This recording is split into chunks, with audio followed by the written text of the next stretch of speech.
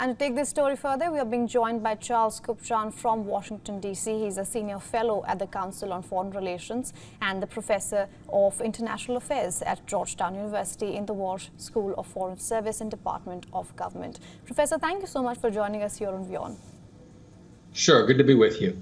Professor, Ukraine was being lauded for its Kursk operation, but as things stand right now, who do you think has the upper hand?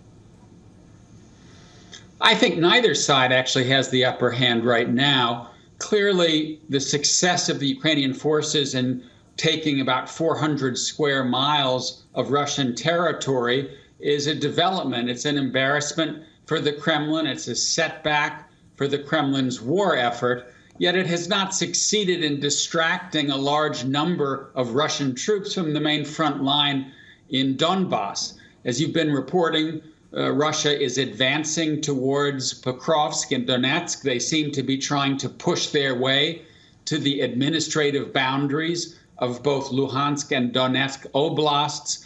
And in that respect, Ukraine's successful incursion into the Kursk region has not really been a game changer in the sense of affecting the battlefield in Ukraine itself. I think we're looking big picture at a stalemate. That stalemate is likely to settle in even as Russia makes small gains in eastern Ukraine. All right. Now, Russia is also saying that it will change its nuclear doctrine due to Western escalation, as it calls it, in Ukraine. Do you think that's a hollow promise? Yes. I mean, we've seen the Russians really since the beginning of this conflict saber rattle with nuclear weapons. Putin has said many times, we have all options at our disposal. There have been nuclear exercises. This is all about a game of chicken, a test of wills, if you will, with the United States and its allies giving Ukraine a bit more room to use Western weapons against Russian targets. The Russians are saying, be careful, don't push us to make a decision to use nuclear weapons. This is more a question of posturing than it is an actual threat to escalate to the nuclear level.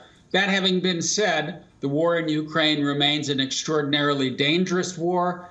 It could turn into a conflict between NATO and Russia. Russia could decide at some point to use nuclear weapons. That's why all parties need to tread carefully. Professor, before I let you go, if we could widen our lens a little and talk a little more about politics and geopolitics. We know within two months we have the US presidential elections. It is a possibility that Donald Trump might come back to the White House. We're also seeing a rise of the far right. We saw what happened in France. Far right made a pretty big claim in the parliament, and now we're also hearing Germany's far right party, the AfD, might be winning its first state elections ever since the World War II.